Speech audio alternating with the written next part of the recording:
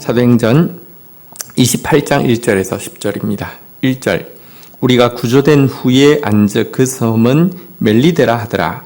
2절 비가 오고 날이 참에 원주민들이 우리에게 특별한 동정을 하여 불을 피워 우리를 다 영접하더라.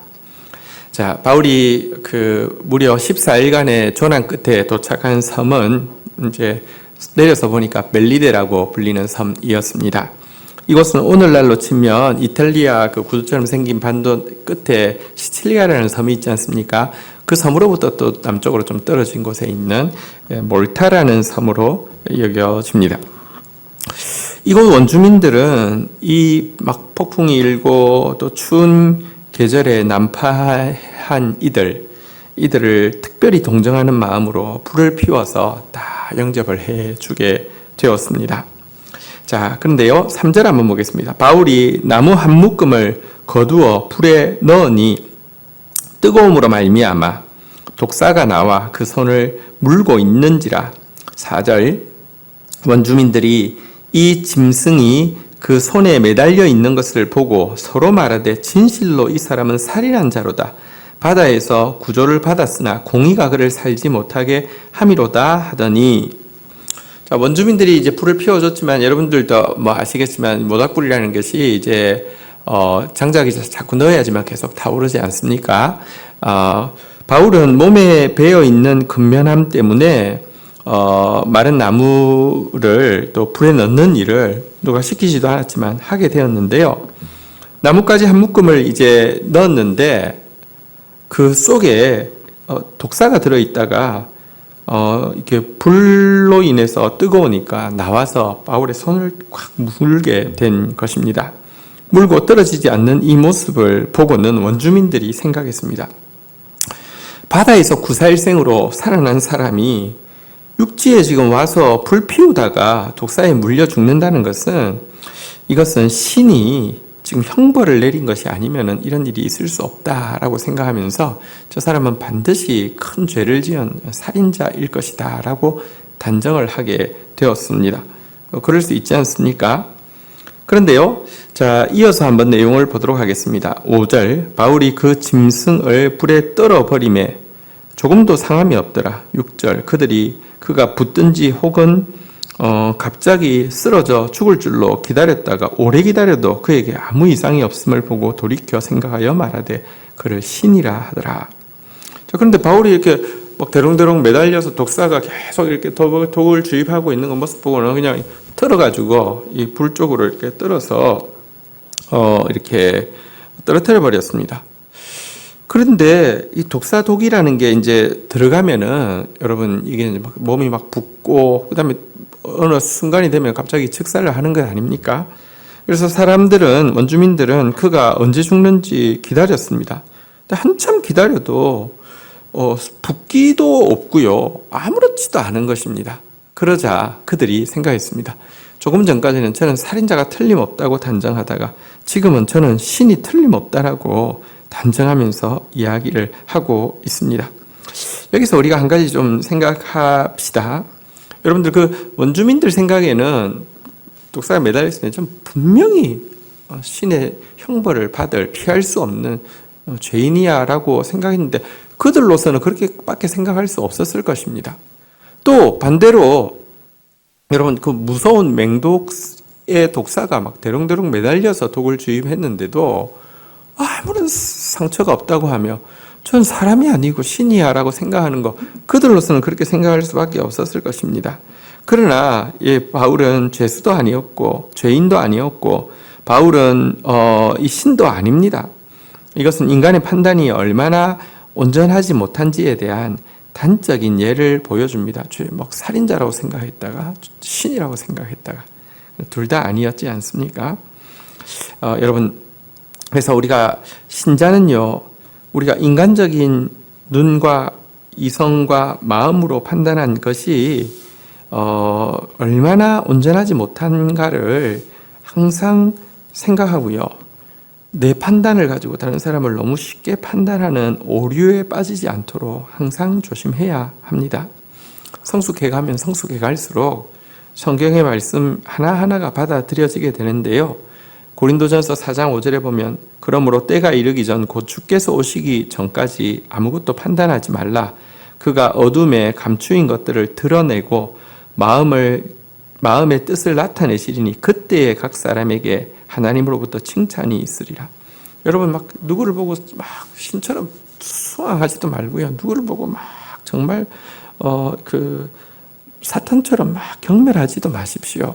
어떤 경우는 신처럼 추앙했던 사람 속에 너무 부끄럽고 이율배반적인 모습일 수도 있고요. 또 어떤 것은 우리가 사탄처럼 막 경멸했는데 그 속에 실은요 하나님이 받으시는 아름다운 것이 있을 수도 있습니다. 너무 쉽게 사람을 판단하는 것, 나의 판단을 의지하는 교만으로부터 시작되는 것입니다. 하나님께서 최후의 심판 때에 주시는 칭찬과 상급과 판단이 가장 정확한 것입니다. 그것 바라보고 또 남이 나를 막 비판한다 해도 너무 그렇게 마음 상할 필요 없고요. 남이 나를 너무 막 떠받든다고 해서 그렇게 막 우쭐댈 필요도 없습니다. 기억하셔야 되겠습니다.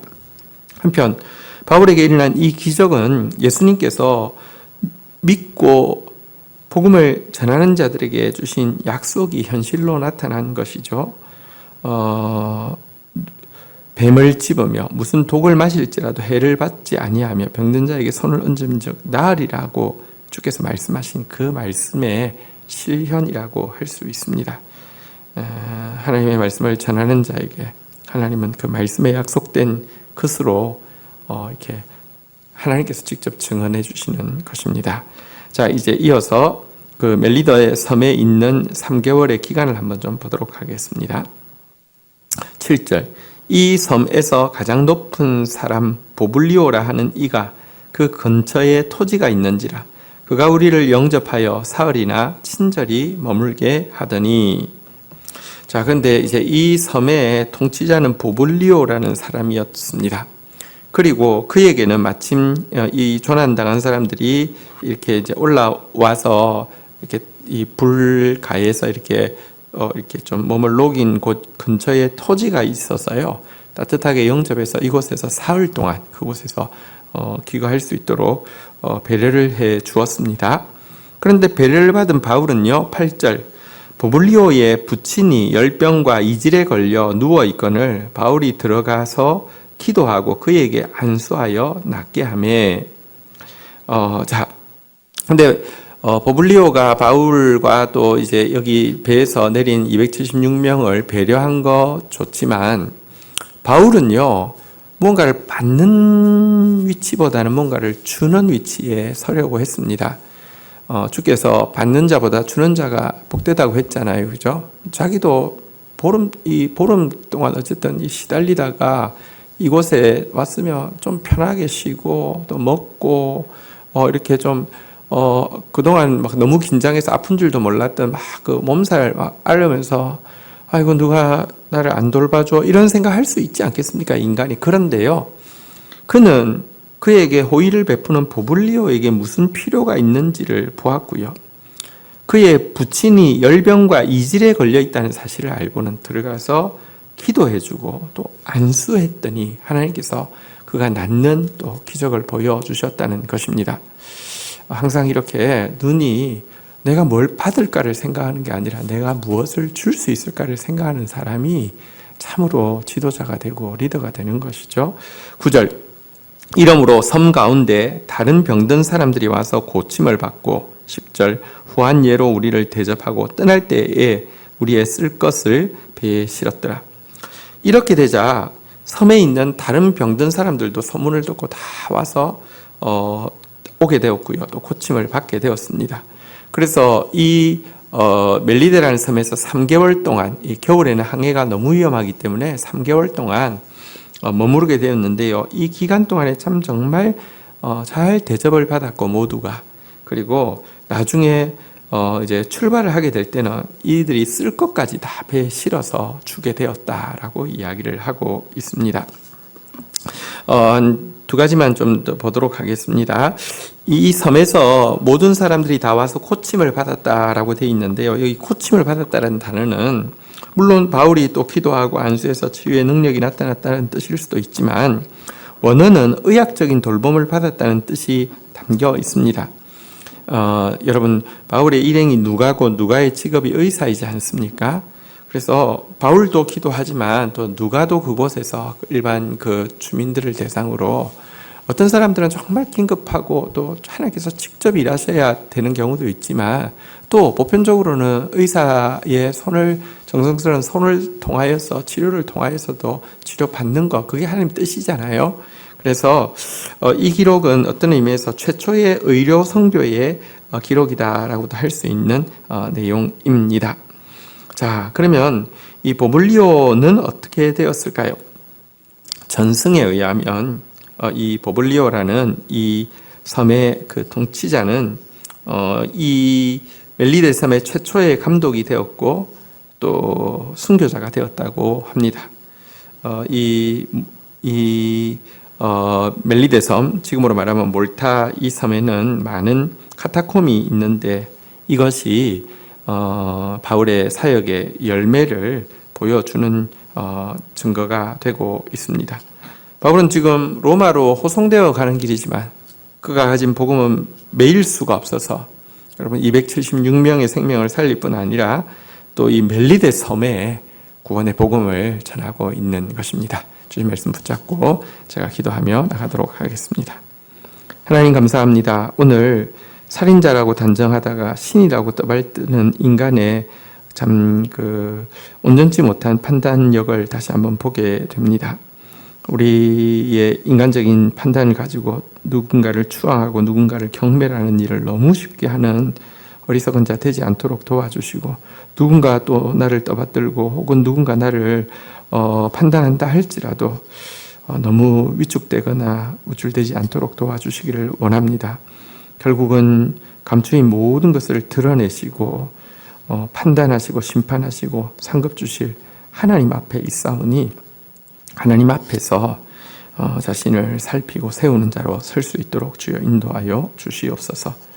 바울은 조난자이면서도 또 구호를 받는 대상이면서도 어떻게 하면 이 호의를 베푸는 자에게 축복을 전해줄 수 있을까를 바라볼 수 있는 눈을 가진 사람이었고 그래서 보블리오의 부친을 고치고 또 누가와 함께 멜리데 섬에 많은 사람들을 고치고 그리하여서 그곳에 복음을 전하고 있음을 보게 됩니다.